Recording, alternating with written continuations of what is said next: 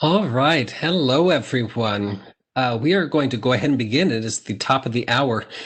My name is Daniel Elliott, and I am the Director of Education and Strategic Initiatives at the National Cybersecurity Alliance. And I want to welcome you all to the first ever Cybersecurity in a Flash Small Business Cybersecurity Summit. We are excited to be bringing you this event in this format in particular. We have a great 3 hours scheduled. We're going to kick off with welcoming remarks and a fireside chat to get everyone warmed up. Then we're going to be releasing our flash talks every 5 minutes. Now, we intentionally limited our breakout sessions to 5 minutes because we know you're busy. And we wanted to provide you with the most important information in a straightforward, non-bloated way. We want to get right down to business. And so that's why we designed it this way. So we hope you appreciate the approach. So that'll be from 3 to 4 Eastern in the next hour. And then we'll wrap up the day with a live Q&A with some of our guest experts.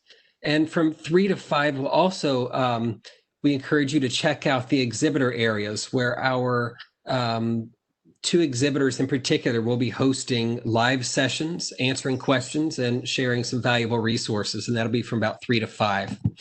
I also want to mention that this event is free to all of you and possible because of our generous sponsors. Trend Micro has been a longtime cybersecurity business sponsor and champion of the small business community. And they're also a National Cybersecurity Alliance board member. So we are happy to have them with us. And so a warm thank you to Trend Micro for being our signature national sponsor. And I also want to thank Generali Global Assistance, who also their contributions made this available to you today. And I want to thank them for joining us as a national sponsor this year, again, in support of our Cybersecurity Business program. Now, we at the National Cybersecurity Alliance wouldn't be able to do any of this without our private sector champions. And so I really value their collaboration and partnership in support of the small and medium-sized business community. So with that out of the way, I'm going to turn it over to Mitchell Chang, who is the Vice President of Corporate Social Responsibility and Education at Trend Micro. And he's going to provide some opening remarks, and then we'll get right into the fireside chat. All right. Mitchell, I will turn it over to you. Thank you, Daniel. My name is Mitchell Chang, and I'm with Trend Micro. And with our sponsorship here, represent our outreach program that we want to give back to the community to help small business to protect yourself. As we know, even though we have a lot of tools to help you, but one of the major factor of protecting from cyber crime activity is actually your knowledge, awareness. For example, there's a lot of phishing email going on. So we really want to thank National Cybersecurity Alliances to give us opportunity to come out and help the community. And also I want to thank you for participating in this session today, because I know all the small business folks are very busy, and also time is very challenging. And also I want to pay special thanks to Daniel for this creative program that we have a lot of flash session today that we hope that will help you, because there's a lot of complex things the attacker are using today. So having the flash topic, I believe, will help you, and hope you enjoy the session. Without any more further comment, I would like to go ahead and pass back to Daniel to get the session started. Thank you. Thank you so much, Mitchell. I appreciate it. And so now we're going to go right into our prepared fireside chat. And so we'll start with some introductions to our 2 fireside chat participants. And so we have Mitchell Chang again, who you just heard from, the Senior Vice President of Corporate Social Responsibility and Education at Trend Micro. And we have Amir Mashkour, the infrastructure and security architect at Generali Global Assistance. And so, gentlemen, maybe you can each kind of share a little bit about what those roles mean within your organizations and how you support your enterprise. And then we'll dig right into the questions. So, Mitchell, maybe you want to start? Okay.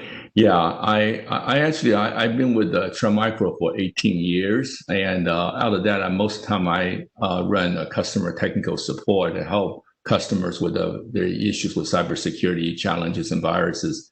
And for the last 2 years, I've been working on a corporate social responsibility education program, where my goal is really to help the community from K-12 to small business to universities to better provide education and level of awareness back to the community. It's purely a nonprofit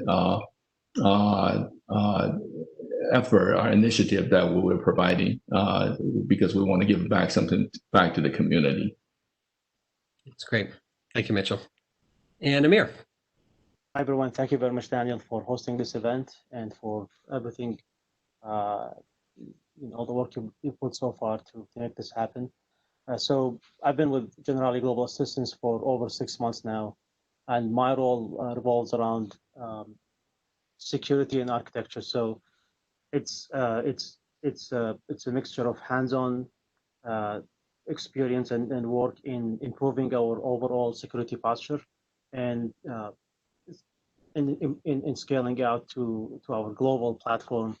And as you know, our services or our department deals with identity protection, and data privacy and data protection is at the core of our business. So my role is to improve the security for our platform and our data, and also educate our internal users on the importance of security for not just our business, but for our customers and end users. Great. Thank you so much. I'm glad to have you both on the call here today. And I know we're going to cover a lot of ground. So let's go ahead and get started. And so, Mitchell, we'll start with you for the first question. 2020, we've seen a lot of crises in 2020. My gosh. I think 2020 has shown us the full spectrum of possibilities when it comes to the types of crises we as businesses and consumers can experience. How are cyber criminals taking advantage of these crises? What are some of the tactics you're seeing them use? Yeah, I think people are more vulnerable when we have a crisis such, and cyber criminals definitely are taking advantage. We kind of like seeing our session today within a flash. Within a flash, in a few months, we saw thousands or millions of infection and thousands mortality within the COVID-19 issue. And then I'm based out of California, so we have a lot of fires going on lately out here.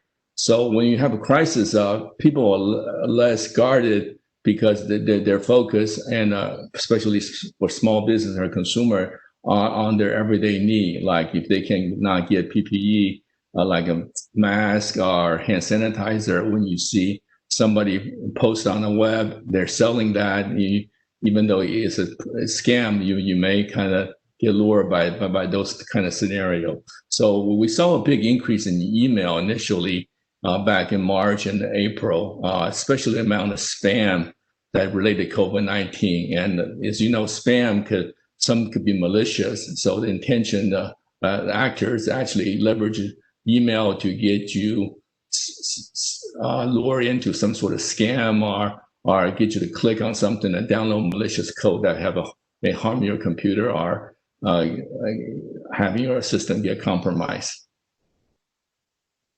Yeah, and Amir, feel free at any point to jump in. And Mitchell, ask Amir questions. Please feel free. I wanted this to be conversational throughout, so feel free to add, subtract, whatever you want to with this conversation. Okay. So, sorry, just to add to what Mitchell has mentioned. So, our own resolution center has seen an increase of almost 760% in unemployment fraud incidents, and it's affected our end customers.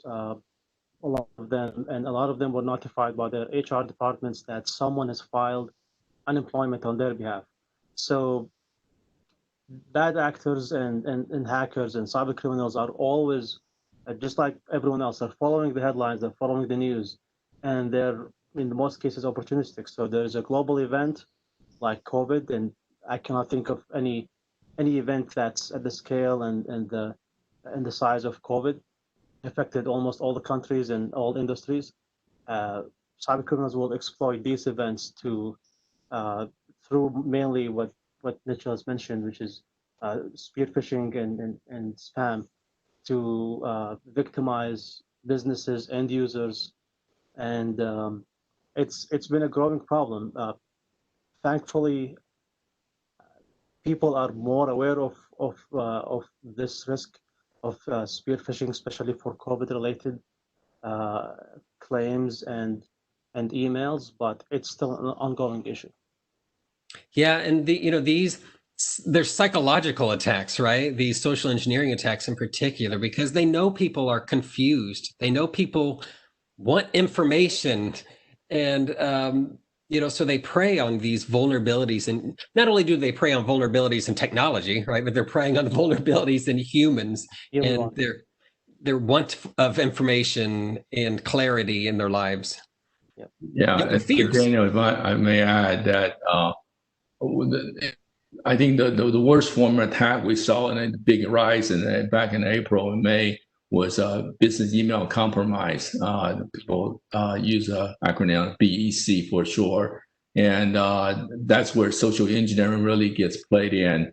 The actors do reconnaissance of like a small company, and they usually act as like one of the chief officer of the company, like CEO, send out an email to employees, say you need to transfer wire some sort of money to another account or to pay a vendor or something. So they really put in quite a bit of effort combining social engineering, the human factor, and technology to try to hack into other people's business. And if you're interested in the topic, you're not familiar, we do have NCSA do have quite a few video archive, webinar archive we done earlier a couple months ago on this topic. That's great. Thank you. Thank you both for that. So Amir, I'm going to throw one your way. As organizations, priorities will obviously shift when they're addressing immediate crises, right? Mitchell mentioned fires. When you're dealing with the impending fire, you might not necessarily be thinking about information security. Or when you're thinking about the pandemic, you might not necessarily be thinking about information security. But you need to keep your business open and operational. So how do business owners balance their shifting priorities while also staying resilient in the face of increased cybercrime? That's a great question, Daniel. So as you mentioned, a lot of businesses, most businesses, especially small ones, are thinking mainly about how are they going to open if they're not open yet, and how do they keep their businesses afloat and their shops open and get all the PPE that they need and hand sanitizers. So cybersecurity is not something that's at the top of their priorities, but it's as important to keep your business secure and safe in the cyberspace as it is in the physical world. So one thing I'm a big fan of is the NIST cybersecurity framework. It might look intimidating when someone looks at it and all the components that are within that framework, but it's not really that very far-fetched. It's achievable even for small businesses.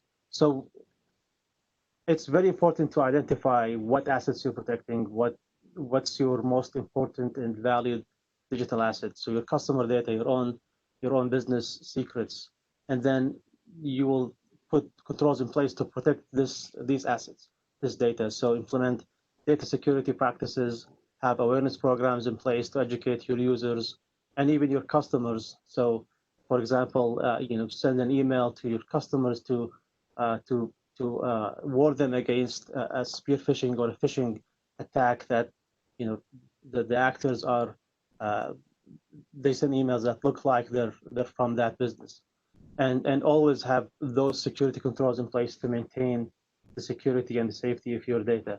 And then you have to have controls in place to detect any breaches or anomalies or any events that indicate there's something going on within your systems. And when that happens, you have to have a response plan. So you need to have a response plan where you know what to do. You have it doesn't need to be a very expensive incident response team or software. You just need to know these are the top 10 items I need to do when something happens. So need to be able to restore from backups, for example, need to be able to mitigate and improve and find out what happens. And after that, you need to be able to recover. The last component in that framework is to be able to recover and improve and learn upon what happened in those previous incidents. In most cases, I think Mitchell will agree, it's not a matter of if you will get breached, it's a matter of when you will get breached, what will you do? How will you deal with that breach? How will you recover from it? Because a lot of small businesses do not recover, unfortunately, from a cyber attack. And they won't learn the lesson unless something catastrophic happens to the business after a significant breach. So it sounds intimidating, but it's not really. It's 5 or 6, I think 5 simple components. And ask your IT provider, ask your MSP or your IT contractor, are you familiar with NIST? Are you aware of the NIST framework? How can you help me to implement controls in place to keep my business protected and to have a plan if something happens, and how would I recover from it? So things like monitoring your data and who has access to it is very crucial. You have a lot of customers, you have a lot of employees. Do they all need to access this database or this component system that has all of your customer data? If not, start limiting access to those data repositories. Also, make sure your security software, your enterprise security software, is up to date and properly configured across all your hardware and systems. So your POS systems, your computers, your employees' devices, excuse me, tablets, laptops, phones, they all need to be on the up to date with security patches, because it takes one lucky attacker to get it right and breach your network. You have to get it right all the time. Attackers have to get it right once only to be inside your network. And that really underscores when you talked about reach into your network, to your managed services providers, your IT vendors. And, small businesses often feel like they have to do everything themselves. And with cybersecurity, with the complexity of it, it's just not realistic for a small business owner, particularly one who isn't a cybersecurity expert, to manage this complexity. I mean, you think about it, we outsource often our finances or to an accountant to make sure that our taxes are done appropriately. We outsource to a lawyer to make sure we have our agreements in place. We're getting to the point where the threat is so real and the complexity is such that we need to have a trusted partner, a vendor, someone, a cybersecurity expert in our community, someone to turn to who can help you with this. And so I'm always an advocate of that. That should be part of your plan, part of your business plan. Who is your partner in this? I think that's great. Yeah. Well, one example I like to add is also when small businesses are facing crisis and a lot of issues with their business. I think the one critical factor, especially for the smaller business, not a medium business, where they don't have IT, they individuals have to work more from home versus having an office set up.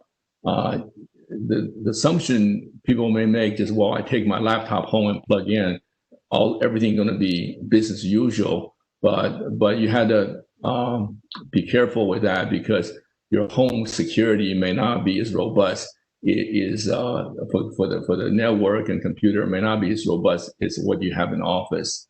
And the key there is individual and companies, our small business, home business, have to provide the data for their customer, and that's what hackers going after. For example, just like a physical security, right? When you're in an office building, you may have a 24/7 security, badge reader, and these sort of things. But when you move to home, you may not have exactly the same kind of setup.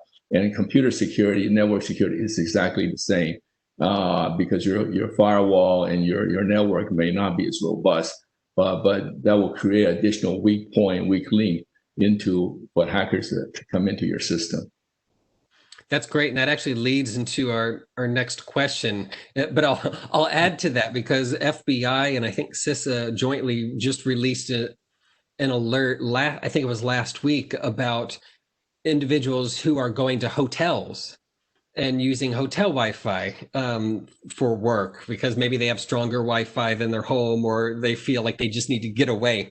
And so they issued an alert on using public Wi-Fi to access your business networks. And so, that, again, that leads to my next question about telework, right? So many people are working remotely. Some organizations have said, you know what, we're just going to do it permanently, and we won't come back to the office. So with our homes now the hub of connections for work, it's the hub for learning, right? It's the hub for all of our entertainment, because we can't go to the movie theater or the opera. So how can we reduce our vulnerabilities at this central hub of all of our connections? What steps can businesses take if they're doing all their connections at home? How can they lock down their routers and their home connections? Well, I think first of all, just some regular what we call cybersecurity hygiene. Those are more important than ever. For example, use strong password and multi-factor authentication, because your entry point now is not just from the office, but you may have different locations, even like work remotely from a hotel room, for folks who may have to deal with local fires but each one of those area will present additional challenge. And I think also that there's a convenient factor. When you're at home, you just plug into your regular Wi-Fi router. So you may want to, either consult or take a look at that and kind of clean up those setup, because a lot of people at home, you just have a default router with a default password to log in. As an administrator, for example, you should take the step to kind of check, kind of tighten these security measures. And I would not recommend you use the same computer, do business transaction, and same as what your kids or family member playing online games, and these kind of sort of cyber hygiene kind of topic certainly needs to be revisited.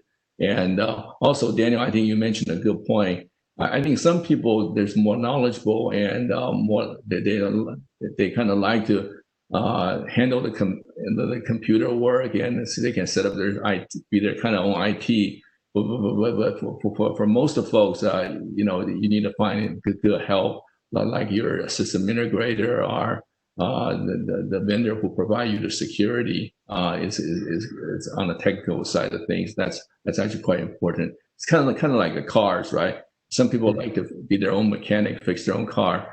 If you're not a mechanic, it's important you have a level of awareness on the key issues and challenges. And because, for example, cars, you may have a knowledge every 40,000, 30,000 miles, you got to change tires and potentially fix the brake. And so if you're not aware of that, then you're going to get yourself in trouble. Yep. And if I may add to that, Mitchell and Daniel, so Mitchell mentioned several practical steps people can take to secure their work environment from home, like changing the default insecure settings in your router, um, maybe maintaining separate devices for work and for fun and leisure, anything other than work. But if you look at a typical office network, small and mid businesses, typically there is a protected network where your sensitive devices are connected to, and there is a guest network for your customers and everything that doesn't need to talk to those sensitive systems. When you go home, that changes. Even if you have your a secure password on your Wi-Fi, secure Wi-Fi password that's not easy to crack. Even if you have an up-to-date router at home, all these devices that you have at home now, so your smart TV, your Ring doorbell, your light bulb, your toaster, your microwave, and your work laptop can talk to each other now. So one of the practical things I think that people can take in, again, if you're not comfortable doing that yourself, talk to your local IT integrator, your IT MSP. Have a separate network in your house. It doesn't need to be a multi-hundred or multi-$1,000 Cisco router. You can buy an off-the-shelf router and just configure that with a Wi-Fi network just for your work laptop and your work devices, so that you reduce the visibility between all the IETs you have at home that are not usually kept up to date all the time with security patches. Not all businesses, not all companies that make IoT devices make sure that they're up to date with security patches. So you want to reduce that visibility into your work laptop from your IoT devices. And when you're home, you tend to, so when you're in the office, you tend to access file servers that are available to you, access customer data or any sensitive data. When you're home, now you need to access this data. A lot of times people will end up downloading them onto their machines and just keeping them there forever. So it's very important to sanitize your machine from any data that doesn't need to be on your work machine anymore. And in addition to that, Mitchell mentioned physical security. That's a great point, because again, you're at the office, you have security, you have a security system. You can provide that layer of protection against theft or vandalism. But if you're home, you leave your work laptop, you go for a 2 or 3 day vacation, you come back, someone broke in and they stole your work laptop, then all your customer data is now exposed. So it's very important to turn on full disk encryption on all your work devices. And it's easy and relatively speedy nowadays to turn it on your Windows machines or your MacBook laptops or any system for that matter. And always be mindful of what you install on your work machine, whether you're in the office or you're at home. So say you need some tool to extract text from PDFs.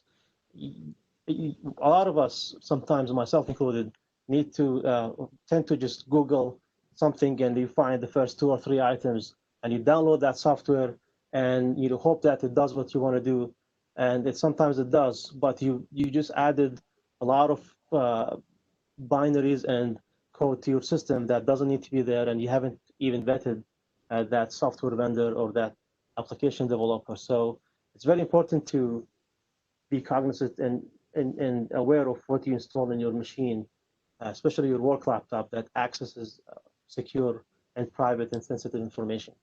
So these are some practical steps that I can think of to make sure you're always you boost your security and you're more defended against cyber attacks that target remote employees specifically. Yeah, no, those are great points. And I'm glad you brought up also physical security as far as lost devices, because employees lose devices all the time, right? And so, or stolen devices. And so that's a great piece of that we often forget. And, so I've been talking about with the internet connected, all the internet connected vacuums and refrigerators and everything else, and these listening devices. Our TVs have listening capabilities, remote controls. Think of the listening devices that you have in your house. And if you're having sensitive, confidential intellectual property discussions or contract negotiations in your home right next to a listening device, something you say might trigger that listening device. And so just, again, thinking of the physical security and layout of your office and your home, as well as some of those technical controls that you both talked about. Exactly. Yep. Yeah. And Daniel, I'd like to add one more critical item I forgot to mention is backup. I think related to backup, what we see, I don't know if the audience are familiar with ransomware attack. Is the name suggests, ransomware attack is that where the hacker or actor usually try to lure you to click on something through most likely an email. And then what they do is once you click on their spear phishing email, then you will launch, basically open up your backdoor, allow them in, and they will encrypt your hard drive or your disk. And so then they will post something on your screen, say you got to pay ransom with the Bitcoin or something, or else you're not going to get your data back. And I think we discussed this a lot in our webinars that, first of all, users should never entertain paying the ransom. Even you pay them, there's no guarantee you get your data back. And so having a frequent and robust backup plan is quite important. And I think, right, for these days, there's a lot of good cloud backup. Microsoft, Google, everybody offered some sort of backup utility. I think you need to take some time and just make sure that is set up, and also check the security settings. And because sometimes when you have the backup, you backup data, you may do some sharing, and those could be very dangerous as well. And if you're backing up to a local drive, which a lot of people, especially with MacBooks, tend to do, because it's very convenient, very easy to do it with Time Machine, make sure that it's encrypted, because that hard drive is lying around. If someone grabs the laptop, they can grab the hard drive as well. And since we're talking about physical security, saying one is none, two is one. So if you have backups of your backups, in case your primary backup method fails when you need to restore. So if you have a hard drive, and remote encrypted backup as well, just in case you can't access either of those. That's great. So we did have a question come in the chat, and again, individuals who are in attendance, you're more than welcome to send us questions about. We had talked about evaluating. Amir, you mentioned evaluating some of your software providers and stuff, and I had talked about finding someone like a managed service provider who can help you. And so, Ronald asked, how does a small business know that their IT service provider is skilled in cybersecurity? Are all IT service providers managed security service providers? So maybe we can differentiate between IT and InfoSec and how to evaluate whether or not someone is capable of handling our cybersecurity for us or being a partner in that. Yep. So you're right. Not all MSPs are cybersecurity experts as well. Some of them, many of them provide those services, but really talk to them and talk to them.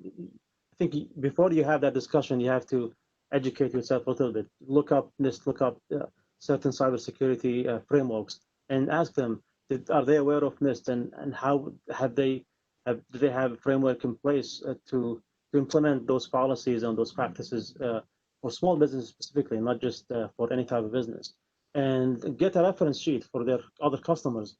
Have that go to meetups, local meetups in your area, security meetups, small business meetups, and ask others, what do they do in that realm? Who do they use? Do they like them? Are they satisfied with their services? Do they provide a full life cycle security service, or they just go in, install a firewall, and just patch the router every 3 months? It's very important to delve into what they actually do for you, and not just provide you with a quote of a firewall installation or some fancy security appliance that they will install and charge you for on a yearly or on a monthly basis. That's great. We at the National Cybersecurity Alliance, we have a a vendor security checklist full of questions, and it's at staysafeonline.org in our resource library, and it has a lot of questions that you can do your due diligence and ask questions of them. That if you're not a cybersecurity expert, that list might help you out with some of the questions. And it's always important to engage with in a specific, not a handshake agreement, but an actual agreement that articulates what exactly services they will be providing you and when, so that you know if you're covered or not. Yep. All right. So, it's often difficult to convince business leaders at both large and small organizations that making an investment in cybersecurity should be a priority. Sometimes it's hard to convince small businesses in particular that, when you have limited resources, that some of those limited resources should be dedicated to cybersecurity. So in your opinion, and in your experience, how is investment in cybersecurity a good business decision?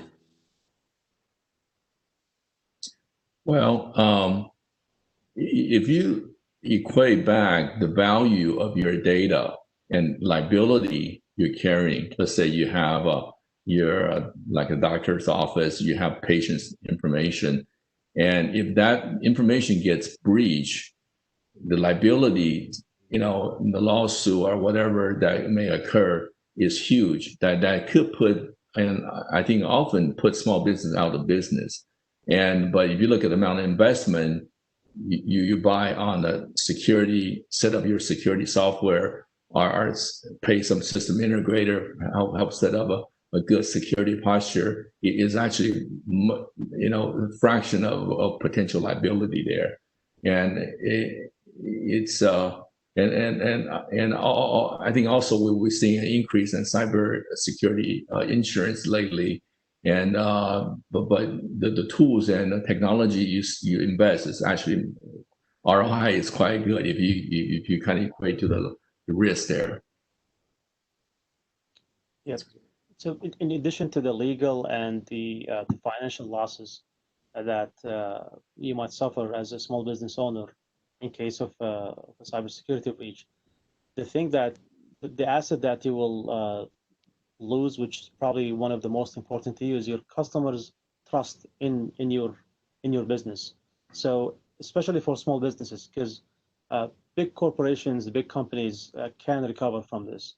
They can people will still go to them. They can throw millions, tens of millions of dollars on security teams and professionals and tools and appliances. But really, if all of your customers' info is leaked online, you will lose that customer most likely, especially if there are other alternatives to the customer. So investing in your cybersecurity, your business cybersecurity, is investing in your business. It's not investing in an accessory or in something that you might need or might not need in the future. And it's very important that that investment is continual. So you can spend money on consultants to come and set up your security appliances and put policies and practices in place. It's very important to keep assessing those controls on a regular basis to make sure that they're working for you and there are no gaps in your security plan to make sure that you're secure. So Mitchell mentioned something about cybersecurity insurance and insurance policies. Small businesses have the option to get cybersecurity protections for them, specific targeted to small businesses. One example of that is MasterCard. MasterCard offers small businesses cybersecurity solutions that provides ID monitoring, resolution services, including monitoring sensitive data like EINs and DUNS and business credit reports. So you need to keep an eye on your valuable sensitive data, just like you're monitoring your social security number as a person and your credit monitoring services. You need to monitor your business specific identifiers and sensitive data as well. Those are all great points. Thank you. And Yeah. the only and Daniel, I'd like to go ahead and add, just give you an example how important security is.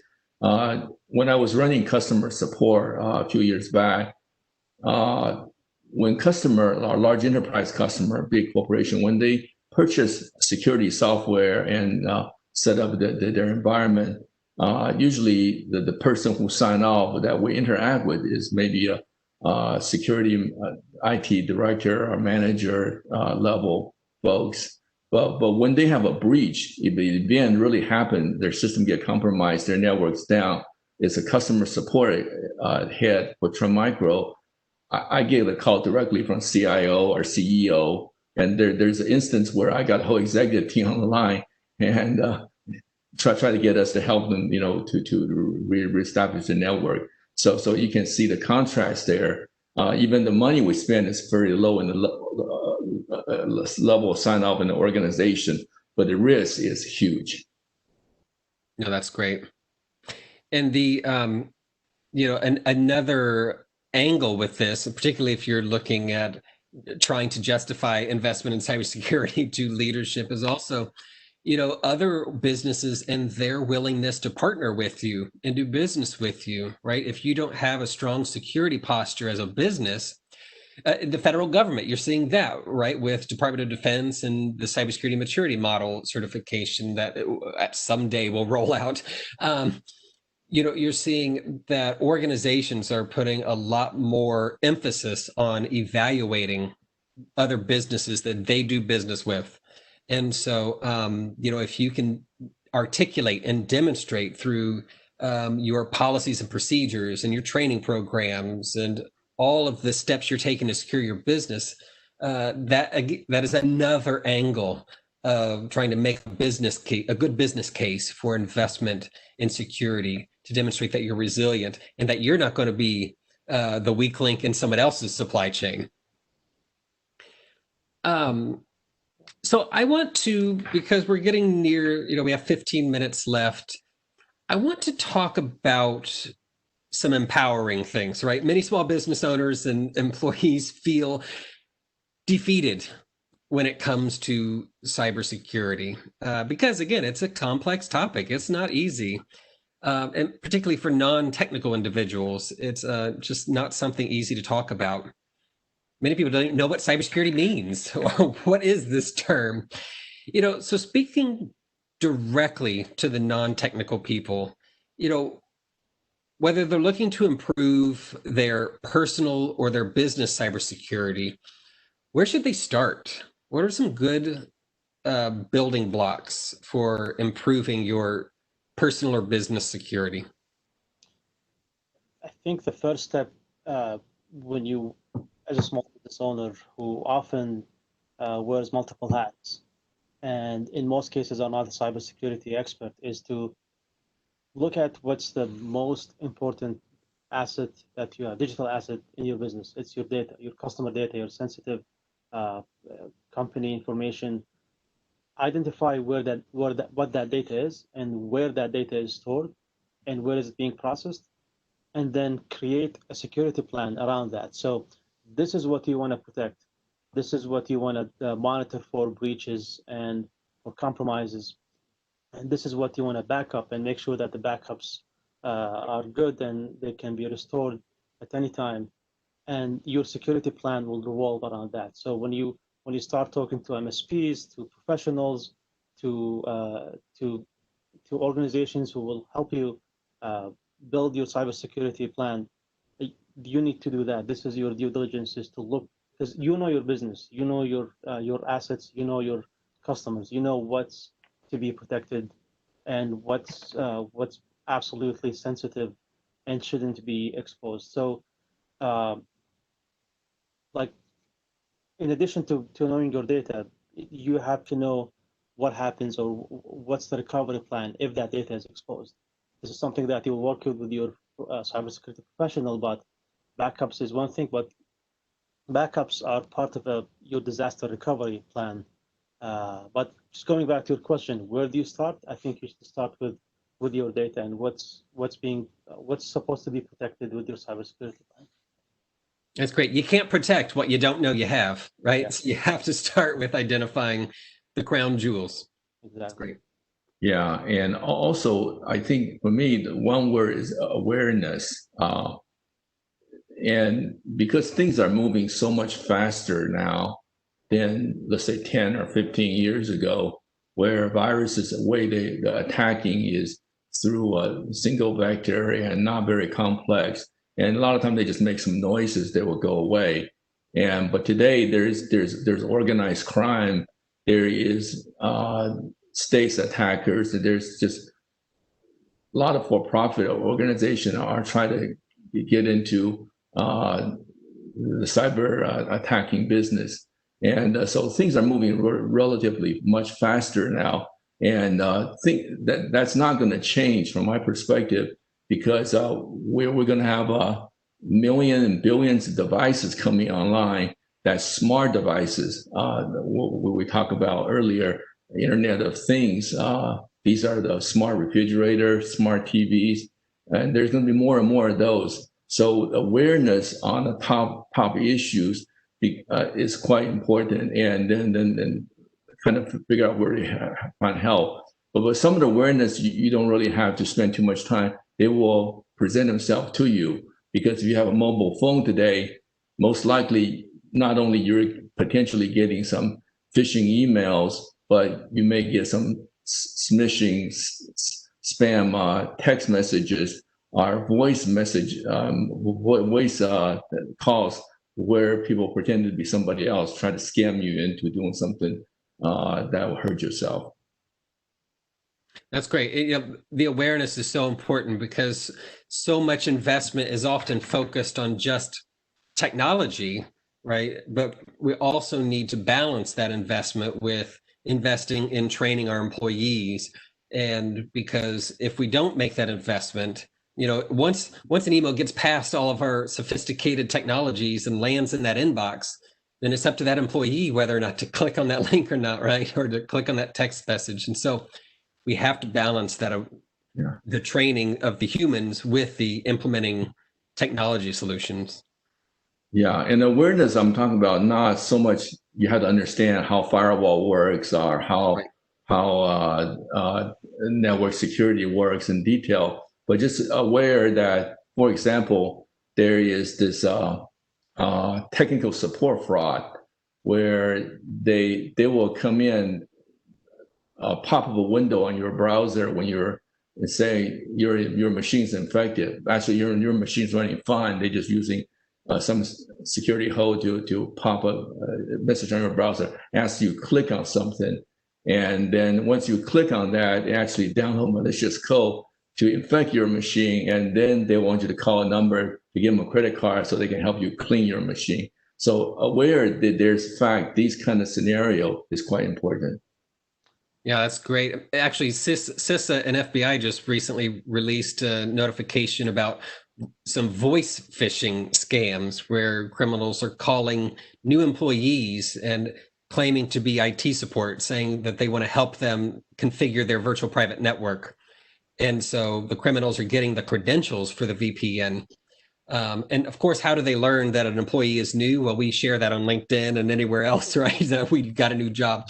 And so, yeah, that awareness and helping employees know the different ways that criminals can target them is really important. Yeah. We have some time for Q&A. If anyone has any questions, we would be more than happy to answer them. We have one question that came in about VPNs. How important is it to subscribe to a VPN versus using your paid Wi-Fi at home? So if Norma is asking about those commercial VPN services, without mentioning any names, they provide privacy against any intruders on your lands, or even through anyone at your ISP level. So all what they see is encrypted traffic, but you're really giving all that information to the VPN provider. So now the VPN provider have logs for all the sites you've been to, all your online interactions, especially if they're not encrypted over HTTPS. You're basically offloading that into that VPN provider. And it happened several times in the past few months where a lot of those VPN providers have been breached and customer data, including traffic logs, were exposed. So it provides, you see those commercials, it provides a lot of like a sense of safety and security that you're banking now through VPN, so you're safe, but it really just adds another layer of masking that, but offloading that risk to someone else. If you have VPN, so another type of VPN is a VPN that you have set up in your home appliance, and you're, say, at Starbucks or at a hotel, and you're using the hotel's open Wi-Fi. You can use that VPN to tunnel into your home and access the internet from there. So no one on that Starbucks or hotel Wi-Fi network would be able to see your traffic, and it's all encrypted up through to your house. Your house and your home Wi-Fi is hopefully more protected than the Starbucks and the hotel Wi-Fi.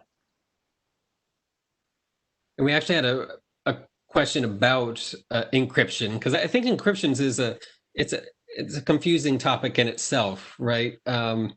So maybe we can break down what encryption is first, and then the question is, how should one go about encrypting their information? Okay, so encryption, just generally speaking, is taking humanly readable data and converting it into something that humans cannot read. You do that to mask it or to protect it from anyone who look at it on your computer or on any system or through the wire, if it's something that's being transmitted over the network.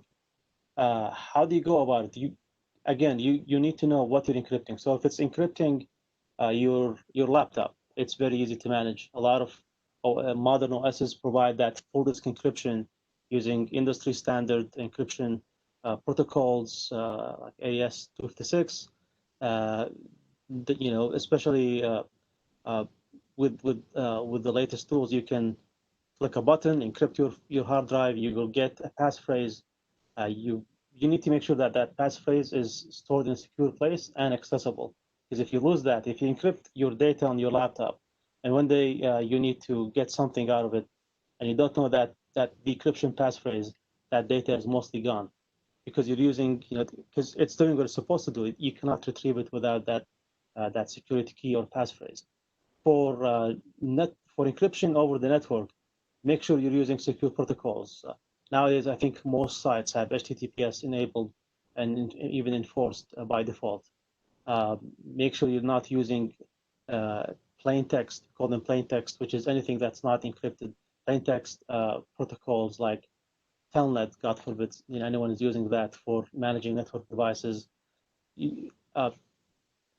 Make sure you're using encryption tools and software that comes from reputable and known sources. So again, you're looking at encryption tools. You want to encrypt files on your system. You might find tools that will look appealing to you, but and free, and they claim that they will do all the things you want to do. But a lot of malware will masquerade as those useful business tools. Thankfully, a lot of OSs and a lot of companies, cybersecurity companies, provide industry proven encryption tools and suites to encrypt your data at rest, to encrypt it in transit. So when you use VPN, if you have VPN tunnel, you set up your VPN server in your home or in office, and you have your laptop connected to that VPN tunnel all the time. You basically implemented encryption for your traffic, at least from your laptop on the road to your office, which is a protected network. For data at rest, there are a lot of tools, open source and commercial and freemium, where you can encrypt your hard drive or encrypt certain directories or folders on your machine. Again, you need to talk to your MSP and your cybersecurity provider on what your needs are, and they should be able to tell you what the best tools for the job are. That's great. Yeah, I think in encryption, sometimes I think consumers or small business may use in sort of incorrect context because just like VPN is technology, actually encryption are used in the VPN itself, but there's a lot of different usage. People may refer to one kind of encryption. And technology, I think everybody here in the room uses encryption every day. You may not be aware of it. When you open your browser, most of the sites are HTTPS, which is encrypted. And the encryption actually have two classes, two general classes. One is sort of public key. There's a key exchange process that goes through, which we don't really have time in detail to go into. But there's also just a private key encryption. So you can imagine that private key encryption, if somebody accesses your key, you open the door for the kingdom, basically. And sometimes when we search for ransomware protecting software, we actually try to see if the hacker accidentally left their key somewhere that's open that we can find and we can decrypt. And it doesn't matter what kind of encryption user use or application software use, you can always crack the encryption. That's based on, it's kind of like you have a bank vault. If you have enough money and enough resources, you can crack open the vault, but it usually is not feasible, especially with a strong encryption these days. It will take many years of computing power to crack. And so yeah, it is something very common that's used today. But again, in your and also in your browser, there's a whole notion of digital certificate that's built in. That's all using the public key encryption process. That's great. And I'll add that, some data breach notification laws for states, they will, if you have a data breach, but those data were encrypted, oftentimes that doesn't trigger a data breach if it's encrypted data, unless the criminal also steals your encryption key. And so then they have access to the data and then you fall victim. So you want to check your data breach notification laws to verify that as well. But encryption is a piece of that, whether you know you're using it or not, as Mitchell said, of that security strategy. And so we have time for one last question. And so the question was, what strategy, because a lot of people are using the same device for work and personal use. Though we say it's a best practice not to, people are doing it, right? Sometimes work won't issue a device or we only have one. So what steps can one take to better secure their device if they are using it for both work and pleasure or personal use? Well, yeah, go ahead. Go ahead. Yeah, on a personal level, I certainly, you can't help to have some personal files or favorite website you want to go to when you're using the work laptop. And I would suggest to always try to keep things separated. In other words, for example, I'm sort of techie, so I have a virtual machine built I'm using a Mac, but I'm using a Parallels to run another OS, either Windows or something. Keep one as a personal and one for work. I think that's kind of sort of fancy way to do it, or extravagant way to do it. But minimum, I think you should have a separate accounts. And sometimes what I may do is, I use a browser, let's say Safari for browsing on for work related issues, and I may have a Chrome or Firefox to do any kind of personal. If I want to make sure I didn't miss the Amazon Prime Day or something, I go ahead buy something quickly there. So try to keep the things still separate as much as you can. But certainly the best way to go is you have a virtual machine or some of the mobile phone operating system provide you two different views. You can have a Facebook account for maybe professional versus personal use. Yep. So virtualization is definitely a great solution, but assuming a lot of our viewers and people in the audience are not very familiar with virtualization software and how to set up a machine, I would say start by applying the same cybersecurity hygiene practices that Mitchell mentioned earlier. Make sure your OS is up to date.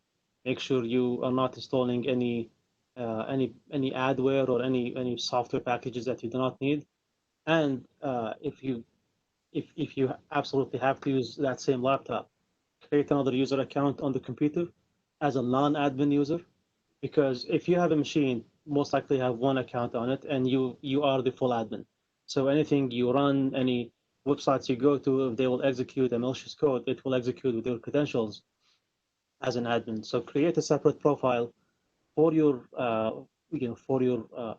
for your work or for your home or leisure stuff, and make it a non-admin and separate those two profiles and make sure your OS and antivirus and anti-malware is up to date.